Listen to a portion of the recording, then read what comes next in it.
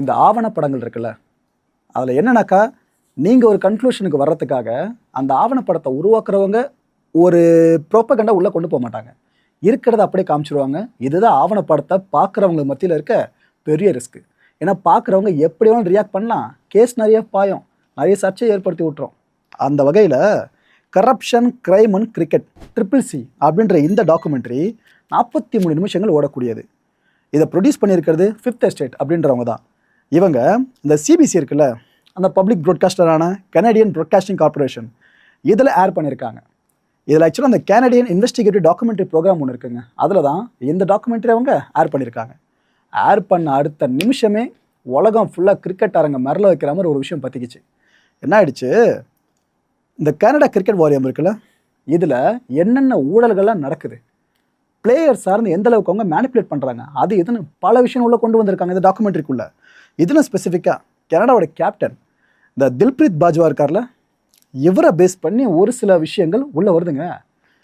ஆக்சுவலாக இவரை எப்போ திரும்ப அப்பாயின் பண்ணாங்க, நம்ம இந்தியாவிலும் ஸ்ரீலங்காலையும் T20 வேர்ல்ட் கப் நடந்து முடிஞ்சதில்ல, அந்த டோர்னமெண்ட்டுக்கு 3 வாரங்களுக்கு முன்னாடி தான் இவர் அப்பாயிண்டே பண்ணுறாங்க. ஸோ இந்த அப்பாயின் பண்ணதில் ஒரு பெரிய சந்தேகம் அப்போ பல பேருக்கு வளர்த்துச்சா. இப்போ இந்த டாக்குமெண்ட்ரியை பார்க்குறப்ப ஆஹா இதுக்கு தானன்ற மாதிரி பல பேரை கனெக்ட் பண்ண ஆரம்பிச்சிட்டாங்க. என்ன மேட்ச் தெரியுமா அது, நம்ம சேப்பாக்கில், சென்னை சேப்பாக்கில் நடந்த T20 வேர்ல்ட் கப் மேட்ச்சு, கனடாவுக்கும் நியூசிலாண்டுக்கும் இடையில நடந்த அந்த போட்டி. அந்த மேட்ச்சில் பார்த்தீங்கன்னா நியூசிலாந்து 2 விக்கெட்ஸ் இழந்து 35 ரன்ஸ் எடுத்திருப்பாங்க. அந்த டைமில் பஜ்வா டீமோட கேப்டன் பவுல் பண்ண வந்திருப்பார். 5th ஓவருங்க ஆக்சுவலாக, அது 15 ரன்ஸை விட்டு கொடுத்துருப்பாரு. நோ பாலு வைடுன்னு இதெல்லாம் உள்ளே இருக்கும். மேட்ச் ஃபிக்ஸிங்னாலே இந்த நோ பாலு வைடு இதை சார்ந்து என்னென்ன நடக்கும் நமக்கு தெரியாததா, இந்த விஷயம்லாம் உள்ளே இருக்கா. இதை தான் கீ போர்ஷனாக வச்சு அந்த டாக்குமெண்ட்ரி வெளியாக இருக்குது, இந்த குறிப்பிட்ட தருண மூமெண்ட்ஸை வச்சு. இப்போ என்டையர் கிரிக்கெட் உலகமே ஷாக்கு, குறிப்பாக ICC என்னது இது போல் ஒன்று நடந்திருக்கா அப்படின்ட்டு. கொடுமையை பார்த்தீங்களா, எங்கேயோ ஏதோ நடக்கும்னு பார்த்தா இந்த நெகட்டிவான விஷயம் சென்னை சேப்பாக்கை பேஸ் பண்ணி நடந்திருக்க மாதிரி தான் அந்த டாக்குமெண்ட்டில் காமிச்சிருக்காங்க. ICCயோட ACU இருக்குல்ல, அதாவது ஆன்டி கரப்ஷன் யூனிட், இவங்க இன்வெஸ்டிகேஷன் ஆரம்பிச்சிட்டாங்க.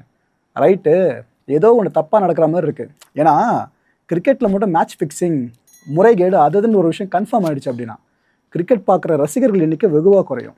என்னப்பா இது காசு வாங்கிட்டு ஆடுறாங்கன்னா அப்புறம் இது நம்ம பார்க்கணுன்னு நிறைய பேரும் கிரிக்கெட்டை புறந்தள்ள ஆரம்பிச்சிருவாங்க. இவ்வளோ பெரிய ரிஸ்க் இருக்குங்க. இந்த ரிஸ்கில் இருந்து கிரிக்கெட்டை காப்பாற்றுறதுன்னு ICCயோட வேலை, அவங்க ஆரம்பிச்சிட்டாங்க. இப்போ தான் இந்த கனல் ஆரம்பிச்சிருக்கு. இது எங்கே பற்றி நெருப்பாக எரிய போதும், வெயிட் பண்ணி பார்ப்போம்.